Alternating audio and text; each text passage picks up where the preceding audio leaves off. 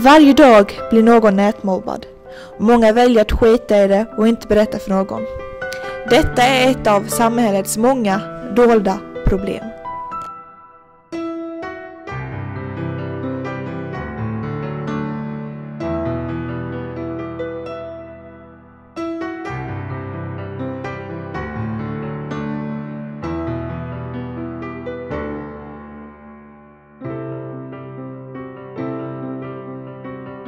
Mellan 30 till 50 barn om året tar livet av sig på grund av nätmobbning.